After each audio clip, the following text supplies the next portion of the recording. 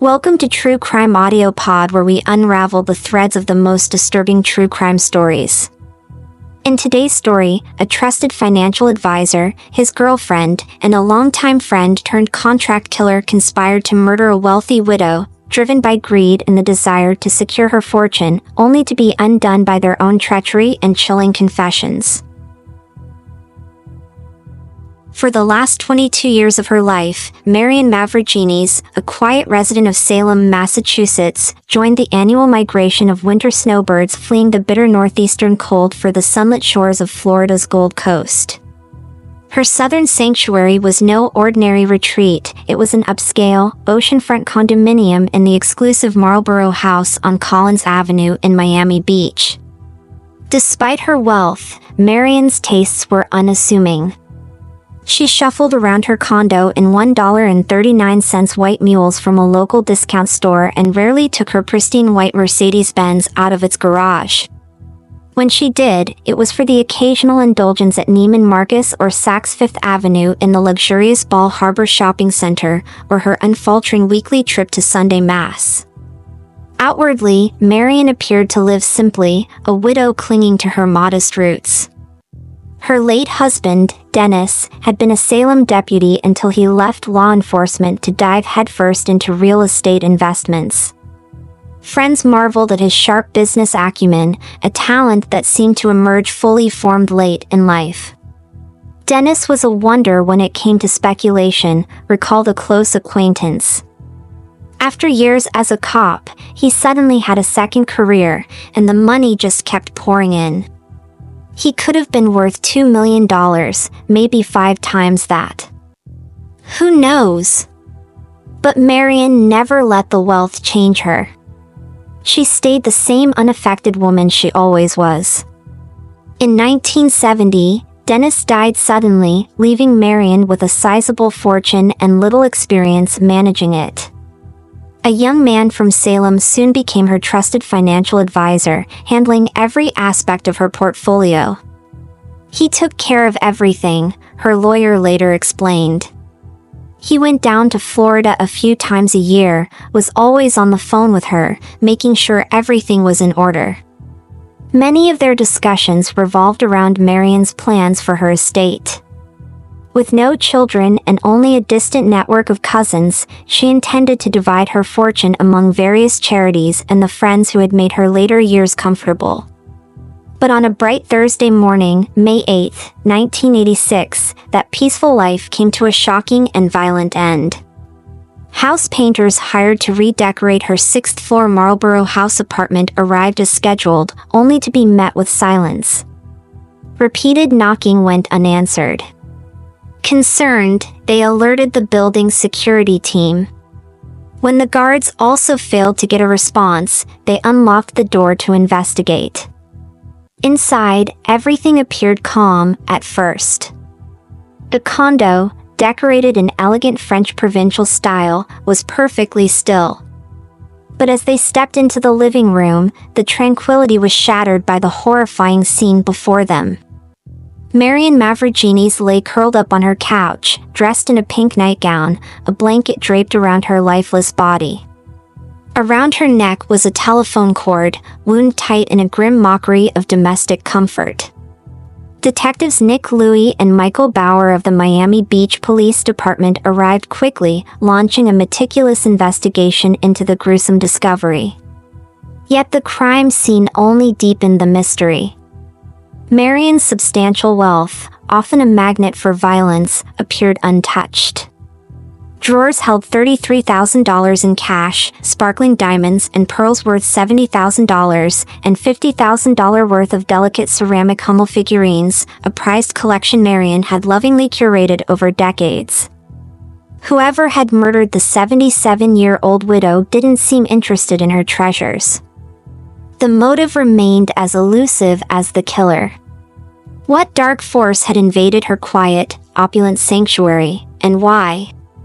Detectives were left with chilling questions and a trail that began in a luxury apartment and spiraled into shadowy uncertainty.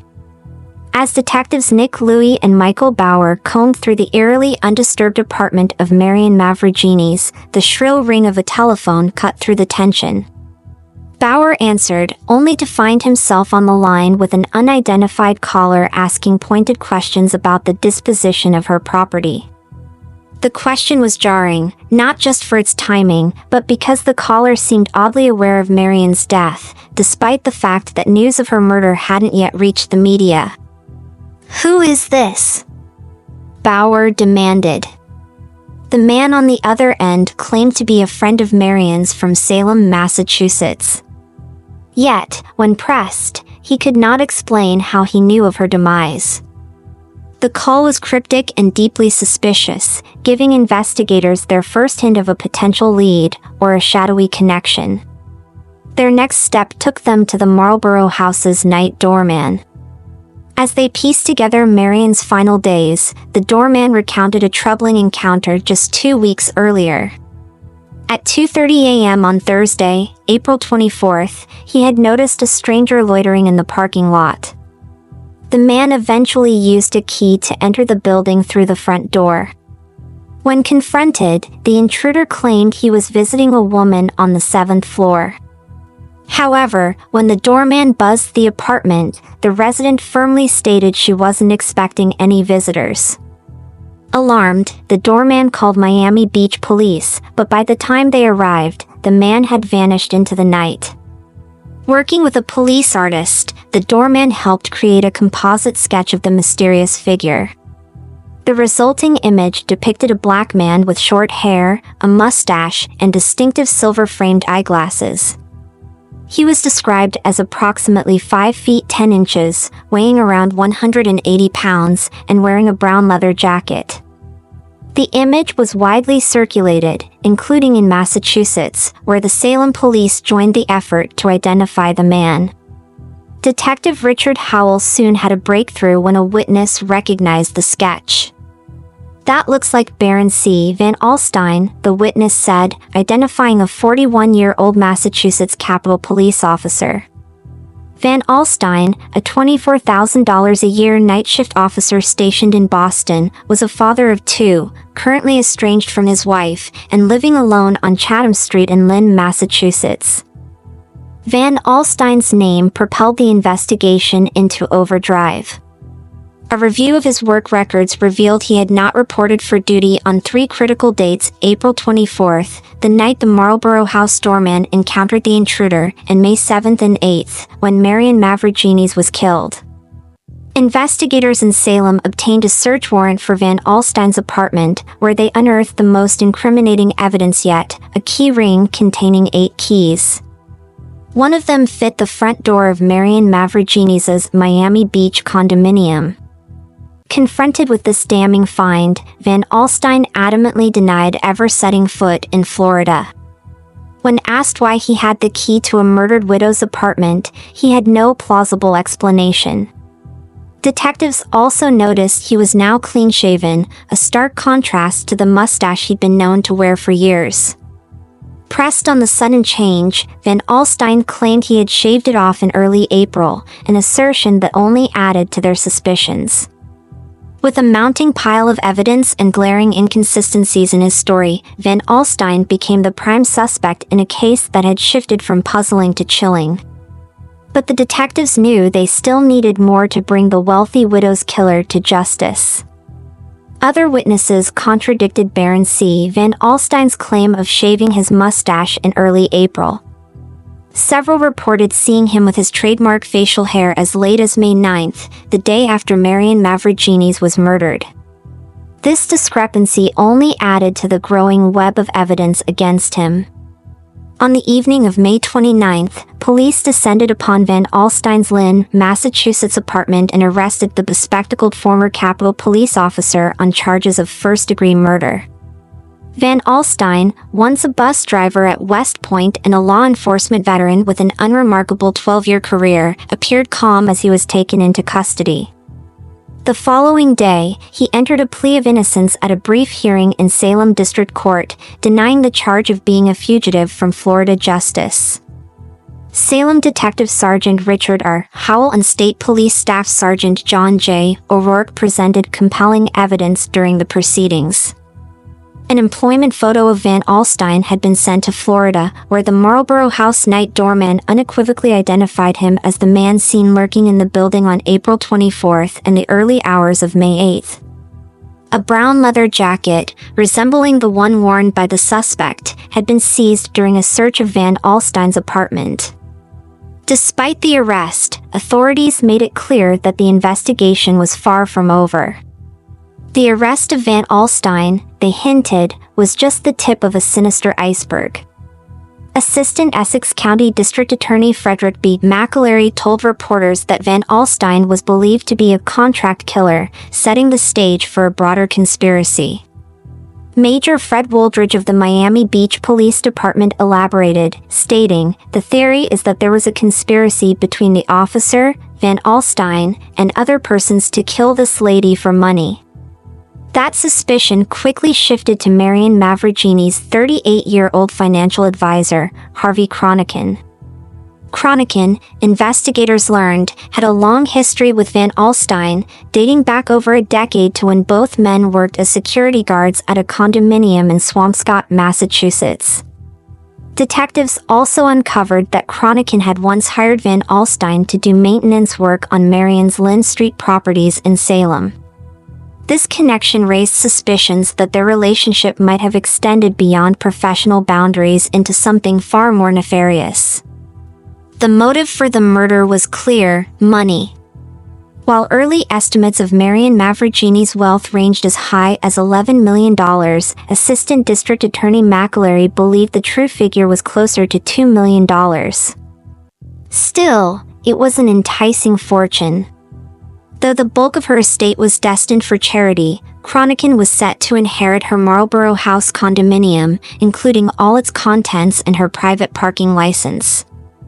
Adding to the intrigue was Cronican's romantic entanglement with 38-year-old Linda E. Ellis, a former waitress who also lived on Lynn Street in one of the two apartment buildings Marion had owned. Investigators began focusing their attention on Ellis, believing she might have played a supporting role in the unfolding conspiracy. On June 2, Salem Police Chief Robert M. St. Pierre announced that an additional detective had been assigned to work on the case, reflecting the complexity and scope of the investigation. Over the weekend, Cronican had been questioned for the third time about his ties to Van Alstyne and the events in Florida. Notably, Cronican himself had contacted the police station on Saturday, requesting to speak with detectives, perhaps hoping to control the narrative or deflect suspicion. Detectives seized the opportunity, grilling him about his long-standing friendship with Van Alstyne and any knowledge of the widow's murder. Meanwhile, the probe continued to expand, with Cronican and Ellis emerging as key players in a dark plot fueled by greed and betrayal. As authorities pieced together the puzzle, one chilling truth became increasingly apparent: Marion Mavrougenis' murder was no random act of violence.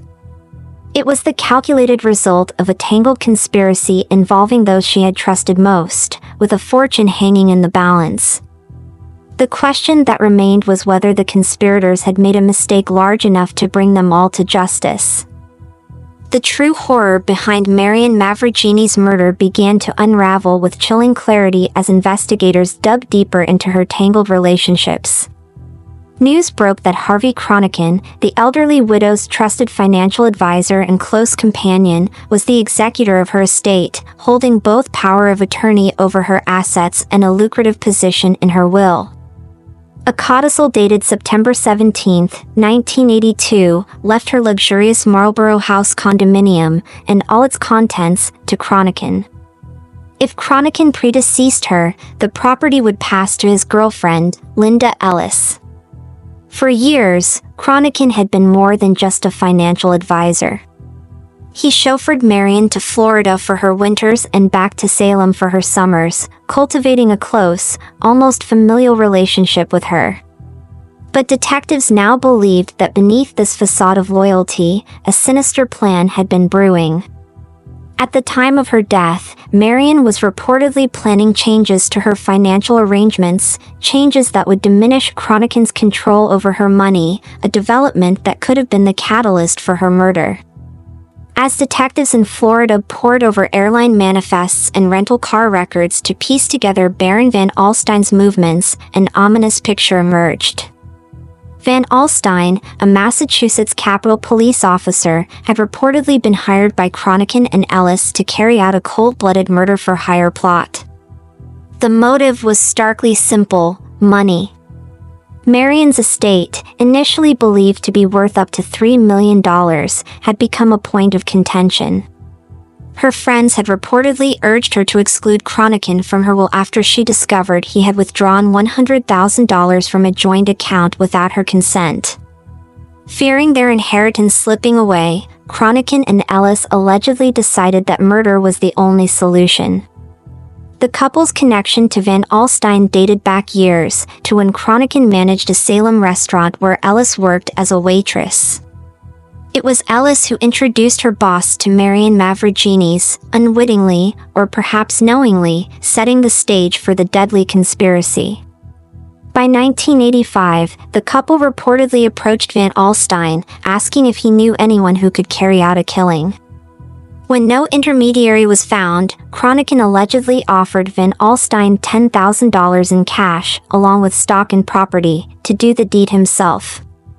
In April 1986, Ellis purchased airline tickets for Van Alstyne to travel to Florida.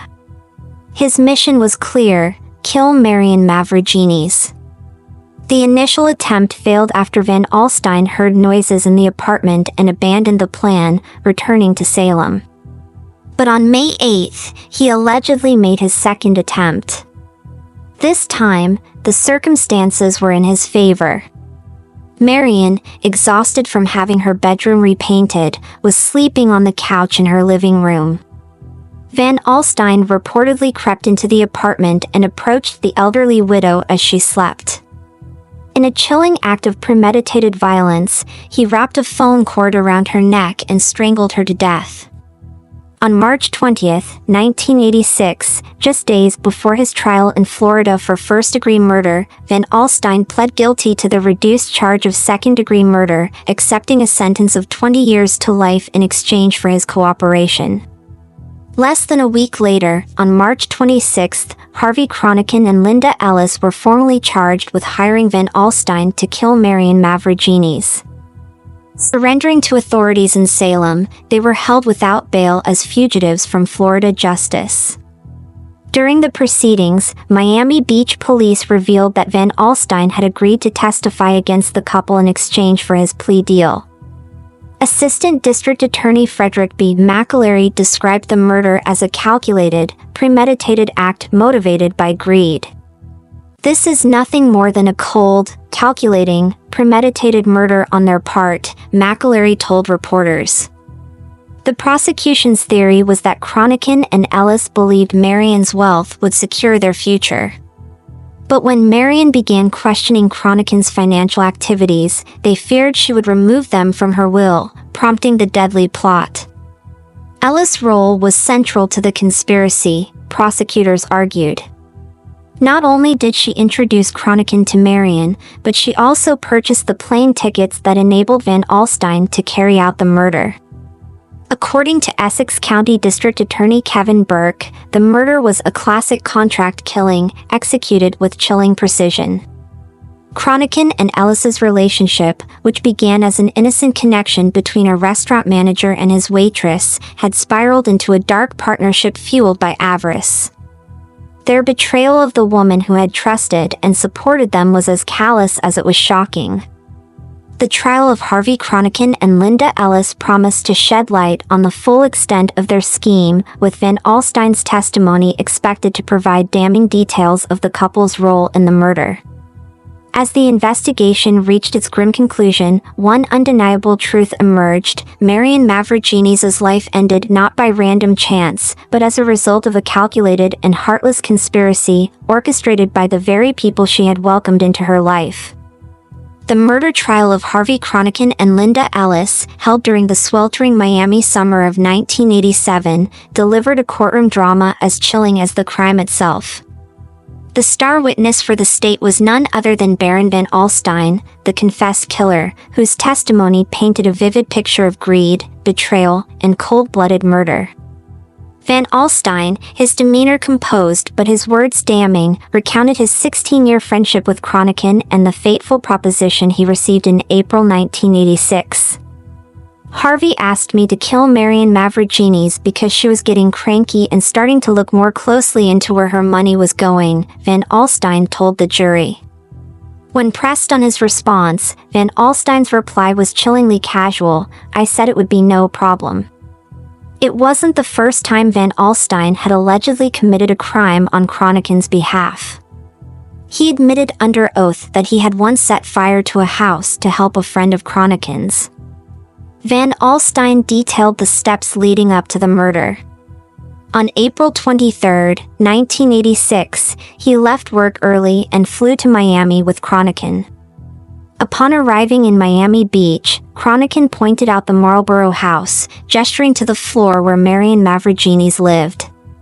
Then, as Van Alstyne checked into a nearby motel, Cronican flew back to Boston, ensuring his alibi was firmly established. Using keys provided by Cronican, Van Alstyne attempted to enter Marion's apartment that night. But as he approached the door, he froze when he heard her voice. "Let's see who's at the door." Believing she wasn't alone, he abandoned the plan and returned to Boston. When he told Cronican about the setback, Cronican dismissed his concerns.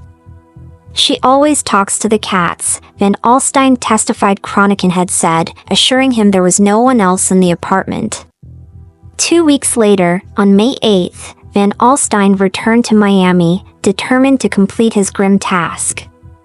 At 4 a.m., he used the keys to enter Marion's apartment, where she was asleep on the couch. He approached her silently. "She never stirred," he recalled. Van Alstyne then doubled a telephone cord, slipped it over her neck, and strangled her. "I just wanted to get out of there," he admitted on the stand, visibly uncomfortable. Despite Cronican's instructions to take cash from the apartment, Van Alstyne left empty-handed.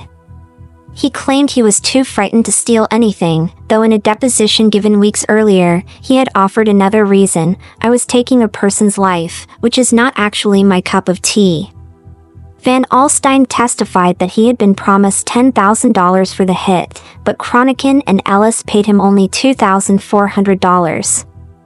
The rest, they explained, was supposed to come from the valuables he took from Marion's apartment, a haul Van Alstyne never collected. During cross-examination, Van Alstyne admitted that Cronican had never explicitly used the word kill when discussing Marion. "I assumed from the amount of money I was going to be paid, and other things we talked about, that it wasn't for mowing the lawn," he said, eliciting gasps from the gallery. A stunning revelation came to light during the trial but was never presented to the jury. Before the proceedings, Cronican had taken a lie detector test, failing every question. However, because the state had declined his initial offer to take the polygraph, the damning results were inadmissible in court. On Thursday, August 15, 1987, after 3 days of deliberations totaling 200 hours, the jury reached its verdict. Harvey Cronican and Linda Ellis were found guilty of first-degree murder, burglary, and conspiracy to commit both. Circuit Judge Arthur I. Snyder handed down a sentence of life imprisonment, requiring them to serve 25 years before being eligible for parole. As the courtroom emptied, a grim narrative remained: the brutal murder of a 77-year-old widow orchestrated by those she trusted most, fueled by greed and desperation. For Marion Mavrougenis, justice had been served, but at an unimaginable cost. And so, the case of Marion Mavrougenis, a woman whose life was marked by quiet simplicity but whose death revealed a web of greed and betrayal, came to a close. Her killers, once trusted confidants, now face the consequences of their heinous actions, condemned to spend decades behind bars. The courtroom drama may have ended, but the tragedy of a life stolen in such a cold and calculated manner lingers as a haunting reminder. Trust, once broken, can have devastating consequences. For Marion, justice was served, but at the highest cost, her life.